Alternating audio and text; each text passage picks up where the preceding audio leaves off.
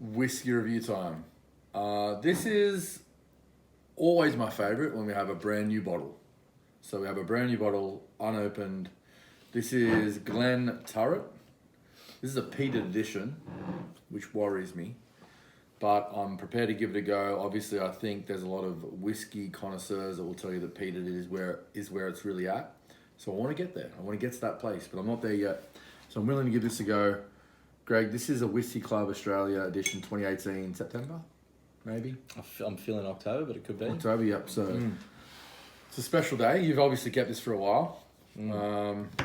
Should we open her up and see what she's about? Let's go. Let's do it. I'll do the honors. You want me to do it? No, you go. All right, I'm looking forward to this pop. Oh, have it later. Pop. Here we go. Of course. Corks. Oh, pop. Gentle. I don't know if you heard that. Very gentle pop. All right, so what do we know about this? You got any facts? The one right at the heart of tradition in Scotland. Maybe, I don't want to commit, it's probably on the bottle. 1775, it'd have to be there or thereabouts, the oldest distillery in Scotland. I know from the letter that came with it, the complimentary little facts about it. Distillery that is huge on tradition, which we like. They've stuck, true to themselves. Peated edition suggests they don't normally do that all the time. Looking forward to this one. It's been a long wait. All right. What percentage are we at? This is a 43%er, so we should be good. Just trying to see whereabouts in Scotland it's from. Mid-Highlands. Mid-Highlands, there we go. He knows that. Yeah. Subtle smoke. Oh, it's in your face, mate. I'll go with colour early. So that's, it's not particularly dark. It's like a sort of I wouldn't say gold. It's more bronze, which you'd be familiar with, coming third a lot. It's not quite gold. That's not true. More of a bronze. Lovely. You can't really see it, but what I like the most about this is a sticker through there, which is actually on the reverse of the back sticker, if that makes sense. Of your man doing. He's actually stirring the mash. A couple of stages into the process of making whiskey. Okay. So I've got bronze. I've got Sean's third place podium, but I don't believe you, mate. Besides smoke, besides smelling a light fire in my nose, I'm getting a little toffee. I'm getting toffee, butterscotch.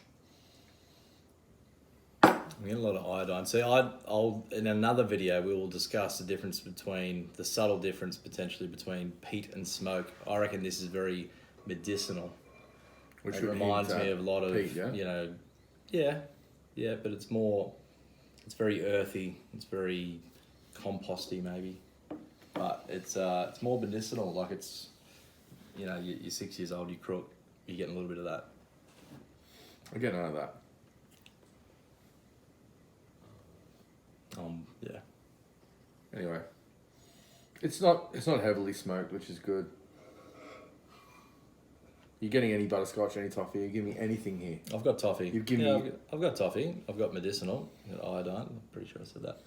But Okay, let's go. would you say slunge over?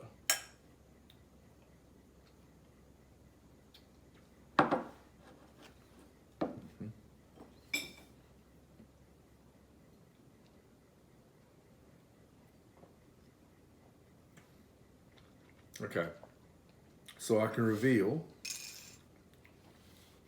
it's smoky as hell. Which you're loving, probably. I'm McLovin, but I don't think that is all that smoky. I don't know what the ppm is, but that's like parts per million of smoke. That wouldn't be very high, like sub 30. I'm talking. It's not very smoky. It's more of like a subtle smoke, barbecue smoke. I think it's on there even. The barbecue smoke. It's not. You know what? As you're particularly saying peaty. that, I can pick up a bit of barbecue ribs. Pork It's ribs. smoky. It's not. They're very. They're not huge standout flavors for me. It's not like. I'm still tasting that's a toffee and huge butterscotch. influence of I would agree. Definitely toffee. Look, It's not light, floral, citrusy. It's just... It is what it is. It's very subtle, but I think it's barbecue. It's after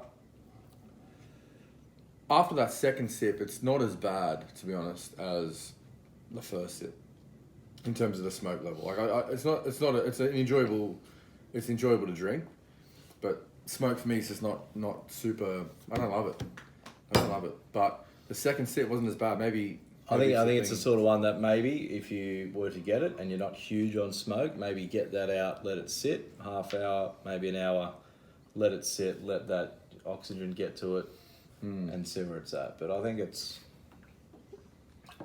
very tasty. Like, it's very moreish. It is alright. Yeah. Barbecue short ribs. That would actually be a sticky glaze. Be a bloody lovely food pairing. Wouldn't it? Food match, yeah. We should do a food pairing video. We'll do that. Okay. Score time. Now, I've got to give this a score based on my palate, but also based on where I want my palate to be. Okay, what does that mean? That just means, like, I can see myself after a while starting to really enjoy a whiskey like that. Well, I don't mind it now, but I feel like I could really enjoy it if I gave it more time. If I just persevered with the whole bottle. So I think my score needs to reflect that. I'll let you go first. I'll think about my score. Score for me, it's not a standout, like a real standout peated whiskey. It's difficult when comparing non-peated to peated, but I think I can generally draw out my scores. But I think it's definitely not an 8. It's a 7-8. That's what it is. It's 7.8. High 7s. Yeah, it's high 7s. It's definitely not an 8, but it's not sub 7.5. It's still a nice whiskey. It is nice. You've got to honour that tradition, I think. Mm-hmm. But again, if we went back to this in a couple of weeks, it could be completely different. They'd open up a bit. I'm going to give it a 7.5, right on the 7.5 mark. It's a shocking score. Maybe for those who think that I don't like peated whiskey, the truth is it's actually pretty enjoyable. I've had another sip then as Greg was giving his score, and I am enjoying it more. So I really feel like if I just sat here for a while and persevered with it, I'd get to like it. I can't get the taste of barbecue ribs out of my mind now, and I love barbecue ribs. So as I'm drinking this, if I'm thinking about ribs, I'm happy. 7.5, good score. 7.8, Yep. very solid 7, score. 8, shut the gate. Risky view done.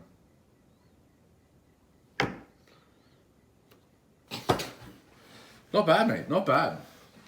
I reckon you honestly, if we poured one down and gave it halfers, It's not bad. It's not as you'd be white on rice that.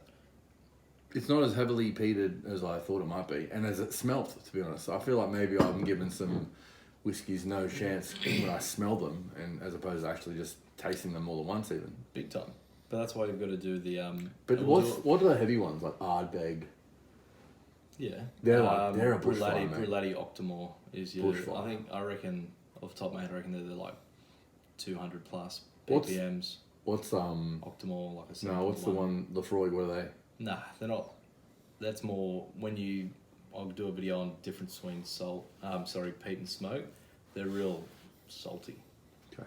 You can, and that's more like the earthy, the iodine, not just in your I face. can't say iodine that I can taste it because I don't know what it tastes like. I don't know what you mean when you say that. It's just like it's just medicinal. It's just like. Well, I don't know what that means though. Yeah, but you drink more of it.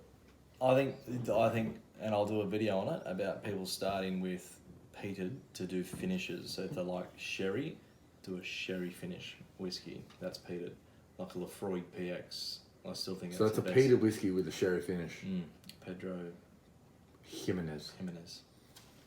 Interesting. Uh, Not a bad whiskey, mate. 7.5. I mean, it's a higher score than I thought I'd ever give a peated whiskey at the moment, but it was Retail alright. exclusive Lefroy PX. I don't think is a better value for money whiskey for a litre. You're looking at 100-ish, 110. Amazing.